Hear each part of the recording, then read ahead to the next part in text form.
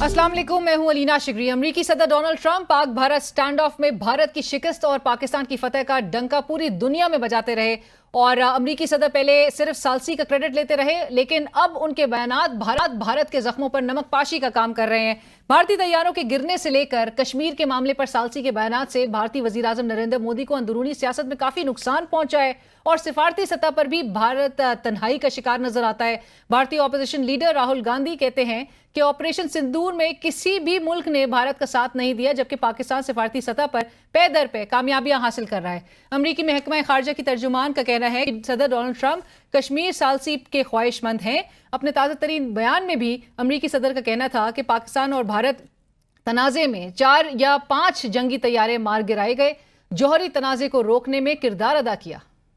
जहां पाकिस्तान आलमी सतह पर सिफारती कामयाबियां हासिल कर रहा है, वहीं अंदरूनी तौर पर पॉलिटिकल पोलराइजेशन अब पॉइंट ऑफ नो रिटर्न की तरफ जाती दिखाई दे रही है। 9 मई मुकदमात में इस्तगासा की कारकर्दगी, गवाहों के बयानात और कड़ी सजाओं ने सियासी दर्जा हरारत एक मरतबा फिर बढ़ा दिया है। हुकूमत और पाकिस्तान तहरीक इंसाफ दोनों एक दूसरे के खिलाफ सफ़े आरा होने को हैं और पाकिस्तान तहरीक इंसाफ एक ऐसी तहरीक खड़ी करना चाहती है जो साबिक वज़ीर आज़म इमरान खान साहब की रिहाई के लिए फैसला कुन साबित हो।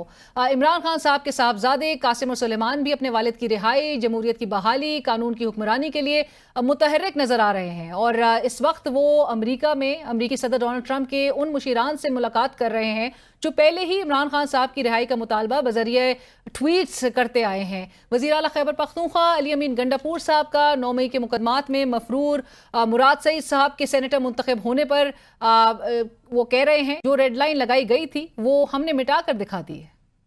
अब मुराद सईद साहब के हवाले से एक और तलवार ये लटक रही है कि वज़ीर आज़म के सियासी मुशीराना सनाउल्लाह साहब ने पाकिस्तान तहरीक इंसाफ के लिए जो एक नई मुश्किल वो खड़ी करने जा रहे हैं, वो कह रहे हैं कि तहरीक इंसाफ ने अपने दौर में इसहाक डार साहब को हल्फ लेने से रोकने के लिए जो इलेक्शन एक्ट 2017 में तरमीम की थी, आज उसका शिकार मुराद सईद हो गए।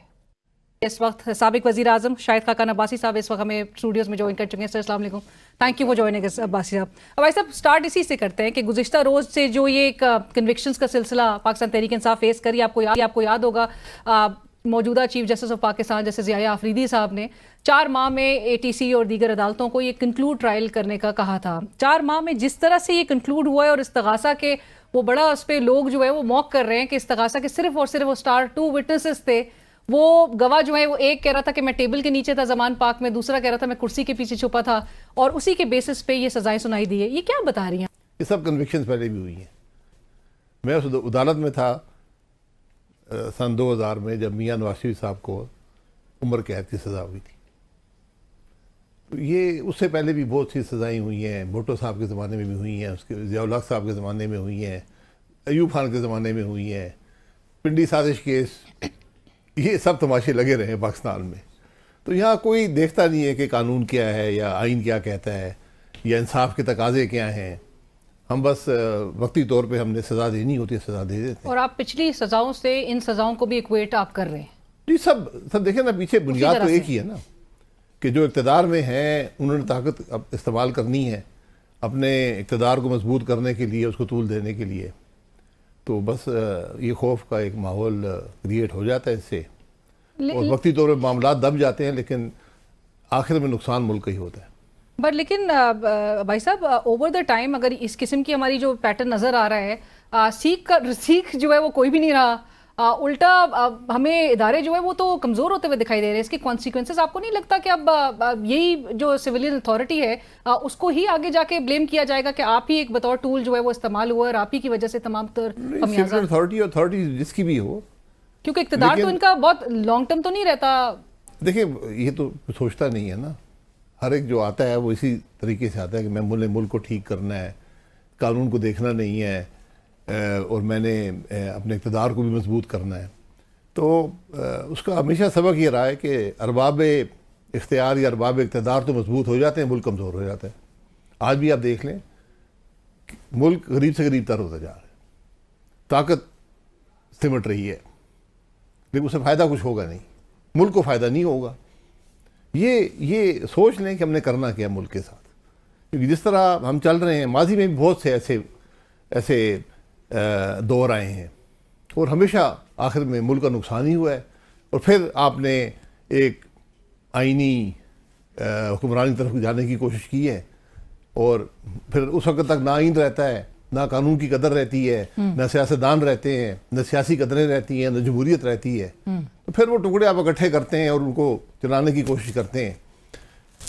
تو آج میرا خیال ہے وقت ہے کہ سوچ لیں کہ ہم نے کرنا کیا ہے۔ اور اگر یہ جو کرسی پہ ہے وہ تو سوچ رہے نہیں ہیں، آپ نے جس طرح سے کہا کہ طاقت ایک طرف سمٹ رہی ہے اور ملک غریب سے غریب تر ہو رہا ہے، آپ لوگوں نے بھی 2-3 سال کے عرصے میں وہ ری امیجن پاکستان کے پلیٹ فارم سے کافی کچھ آپ لوگ نے سوچ بچار کیا تو اس کو آگے لے کر رکاوٹیں کہاں آ رہی ہیں؟ آپ لوگ کون آگے اس میں اسٹیپ ان کر سکتا ہے اور ملک کو جو ہے وہ ایک ٹریک پہ ڈالنے کے لیے ان کو باور کروا سکتا ہے کہ اس کے جو کنکلوژن ہے یہ تو بہت ہی ان ڈیموکریٹک ایک کنکلوژن کی طرف جا رہے ہیں؟ ہم تو بات ہی کر سکتے ہیں نا۔ آج جو حکومتیں ہیں، کیا یہ عوام کی منتخب حکومتیں ہیں؟ کیا ان کے پاس عوام کا مینڈیٹ ہے؟ کیا یہ آئین کے مطابق ہیں؟ وہ تو کہتے ہیں، نہیں کہتے ہیں، ٹھیک ہے، سب کہتے ہیں نا، سب کہتے تھے یہ ہم سب سے جب سے ملک بنا یہ سن رہے ہیں، تو حقیقت سب جانتے ہیں کہ حقیقت کیا ہے۔ اب آپ کرنا کیا؟ سب کی خواہش یہی ہے کہ ملک ترقی کرے، لیکن اس طریقے سے جس طرح آپ چل رہے ہیں ملک ترقی نہیں کرے گا، بڑی ایک واضح حقیقت ہے۔ اس لیے آج آپ نے جو یہ تفریق ہے، یہ جو نفاق ہے، اس کو ختم کرنا ہے۔ آپ نے ملک میں رول آف لا واپس لانا ہے۔ جس ملک میں قانون کی حکمرانی نہیں ہوگی وہ ملک ترقی نہیں کرے گا۔ یہ ایک بڑی واضح حقیقت ہے جسے ہمیں سمجھنا پڑے گا۔ جب تک ہمیں یہ سمجھ نہیں آئے گی تو آپ آگے کی طرف نہیں جا سکیں گے۔ تو بھائی صاحب بنیادی سوال یہ کون کرے گا؟ کیونکہ جو انکمبنٹس ہیں وہ کہہ رہے وہ تو اب 27ویں آئینی ترمیم کی جو بازگشت اتنی ہو گئی ہے کہ جہاں پر آپ نے کہا کہ اگر آئینی نہیں ہے طریقہ کار یہ فالو کیا جا رہا تو پھر اس کو آئینی ایک شکل دینے کے لیے 27ویں آئینی ترمیم کی بازگشت ہے۔ آپ کے خیال میں یہ تھاٹ پریویل کر رہا ہے کہیں نہ کہیں؟ دیکھیں، آئینی شکل دینے کا مطلب یہ نہیں ہے کہ آپ جو آئین کی روح ہے اس سے متصادم قانون اور ترامیم کرنی شروع کر دیں۔ یہ چیزیں سر چلتی نہیں ہیں۔ تو آپ نے تو ملک آج کیا چلے گا؟ میرے خیال میں نہیں چلے گا۔ آپ جو مرضی کر لیں، 27ویں 28ویں 29ویں 30ویں 100 ترامیم جو مرضی کر لیں، ملک نہیں چلے گا۔ آپ یعنی کہ آنے والے وقتوں میں بھی اگر اسی طرح سے معاملہ چلے تو سرمایہ کاروں کو ملک آتے دیکھ رہے نہیں ہیں؟ جہاں دیکھیں، جہاں قانون کی حکمرانی نہیں ہوگی وہاں پیسہ محفوظ نہیں ہے۔ جو سرمایہ کار آئے گا، باہر سے ڈالر لے کر آئے گا، وہ کہے گا بھائی مجھے کیا پتا، کل یہاں کوئی میرے خلاف کیس بن جائے گا، تو عدالتیں تو جیسے فیصلے کرتی ہیں سب کو پتہ ہے۔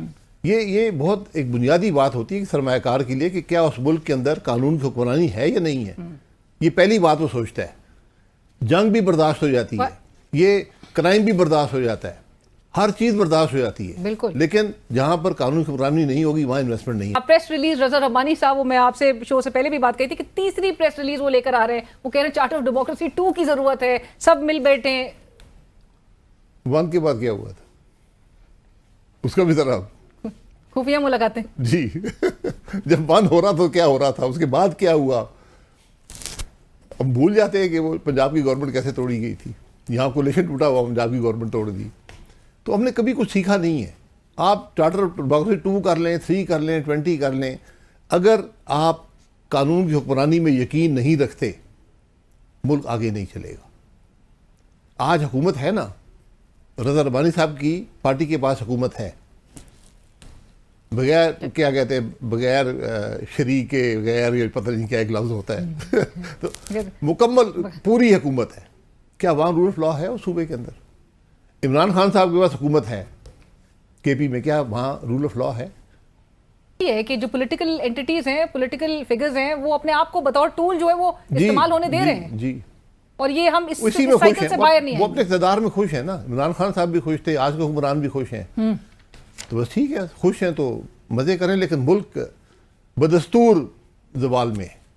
وہ بلکہ آج زاہد حسین صاحب نے اپنے کالم میں بھی لکھا ہے کہ شریف خاندان کے ہی حوالے سے کہ وہ اس وقت مطمئن ہے اس بات سے ہی کہ وہ ایک سیکنڈ فڈل کے طور پہ جو ہے وہ استعمال ہو رہے ہیں، اور وہ کرتے تھے کہ ان کو دوبارہ اقتدار میں آنا تھا۔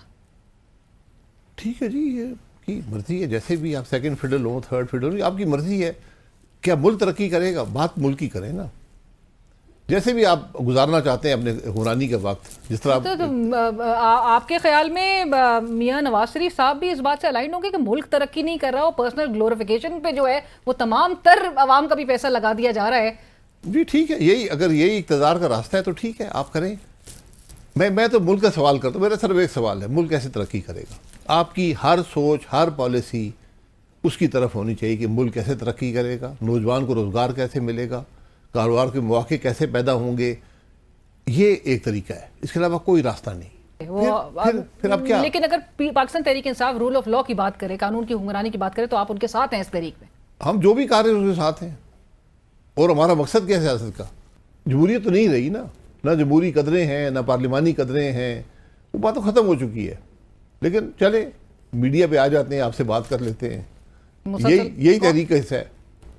اس پر بھی آپ کو پتہ ہے پھر قدغنے تو ہیں. لیکن بھائی صاحب یہ، اور جہاں سے ہم نے گفتگو کا آغاز کیا تھا، یہ جو ایون پاکستان تحریک انصاف کے جو نااہلی اور جو ایم این ایز وغیرہ اب 50 کے قریب بتایا جا رہا ہے کہ جی مزید M N As M P S کو اگر سزاؤں کا سامنا اسی طرح سے ہوا اور نااہلی کی تلوار ان کے سروں پہ لٹکتی رہی، بائی الیکشنز پہ معاملہ جائے گا. آپ لوگ نے جنرل الیکشنز میں تو پارٹیسپیٹ نہیں کیا تھا، بائی الیکشنز میں پھر آپ لوگ کوئی ارادہ رکھتے ہیں؟ نہیں، بائی الیکشن میں کوئی مقصد نہیں ہے. دیکھیں نہ الیکشن کمیشن آزاد ہے، نہ عدالتیں آزاد ہیں. الیکشن کا مقصد کوئی نہیں رہا. ان ایوانوں میں آ کے کریں گے کیا؟ جن ایوانوں میں ممبران کی اکثریت پیسے دے کر آئی ہو. اور یہ میرے بڑے دکھ کی بات ہے، یہ کہنا پڑتا ہے لیکن یہ حقیقت ہے. تو بس گزارا کرتے رہے، پھر تماشا دیکھتے رہے. ویسے یہ ہر بار ہم ڈسکس کر رہے ہوتے ہیں، پیسے بکنے والے کی بھی بہت زیادہ بات ہو رہی ہوتی ہے. یہ خریدار تو ہر جماعت میں بیٹھے ہیں. نہیں، خریدار تو بیٹھے ہیں، لیکن نا جو پیسے دے کر آئے گا پیسے پھر کمائے گا بھی. جس حد پہ کرپشن آپ پہنچ گئی آپ اندازہ نہیں لگا سکتے. آپ یقین کریں، آپ اسلام آباد کو دیکھ لیں. اسلام آباد میں سڑک دبئی سے مہنگی بنتی ہے اور چلتی نہیں ہے، اور پھر بیٹھ جاتی ہے، 4 مہینے نہیں چلتی. ایک بارش کی نظر. جی، پھر وہ پیسہ کہاں جاتا ہے؟ پنجاب ہم سب صوبوں کا یہی حال ہے. کرپشن اتنی انتہا کو پہنچ گئی ہے. اور میں نے ہمیشہ میں کہتا ہوں یہ حقیقت ہے اب کہ ایک بات ہوئی کہ سفارش کا خاتمہ ہو گیا، اب سیدھا پیسے لگائیں. انصاف بھی پیسے سے ملتا ہے، پولیس کا کام بھی پیسے سے ہے، گورننس کا کام بھی پیسے ہے، ڈیولپمنٹ کا کام بھی پیسے ہے. اپ فرنٹ ایڈوانس میں پیسے. نیا نظام بن گیا ملک میں. رائٹ. اور اس نظام کے خلاف آپ کوئی درخواست بھی نہیں کر سکتے کیونکہ پھر آپ کو وہی جو عدالتوں کے درخواست سننے والا کوئی نہیں ہے. جس ملک کا چیف جسٹس سن ہی نہ سکتا ہو کانسٹیٹیوشنل پٹیشن، وہاں پر کون سا انصاف رہے گا؟ سو اسی طرح سے ملک یعنی کہ اسی سائیکل میں پھنسا رہے گا اور اسی طرح سے چلے گا جب تک کسی کو سمجھ نہیں آتی کہ ملک کہاں جا رہا ہے اور اس کو درست کرنے کا طریقہ کیا ہے، راستہ کیا ہے. راستہ قانون کی حکمرانی سے گزر کے جاتا ہے. یہ پہلا اس کا بنیادی حصہ ہے کہ ملک میں قانون کی حکمرانی ہو.